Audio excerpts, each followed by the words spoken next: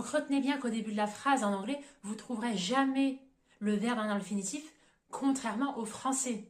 Donc ensuite, la troisième utilisation de ing en anglais, c'est lorsque vous aurez une préposition avant le verbe. Alors retenez bien qu'après toutes les prépositions, vous avez toujours un verbe ing après. Alors il y a une petite exception en anglais, je vais y revenir juste après vous avoir donné deux petits exemples. She left without saying goodbye. Elle est partie sans dire au revoir. Donc là, ici, without préposition, c'est suivi de verbe en ing. Donc l'exception ici sur laquelle je voulais revenir, c'est to. La préposition to n'est jamais suivie d'un verbe en ing. Ça, je vais y revenir longuement dans la deuxième partie de cette vidéo. D'ailleurs, si vous avez du mal vous aussi avec les prépositions, j'en ai fait une vidéo dédiée à ce sujet où je vous récapitule toutes les prépositions les plus importantes en anglais.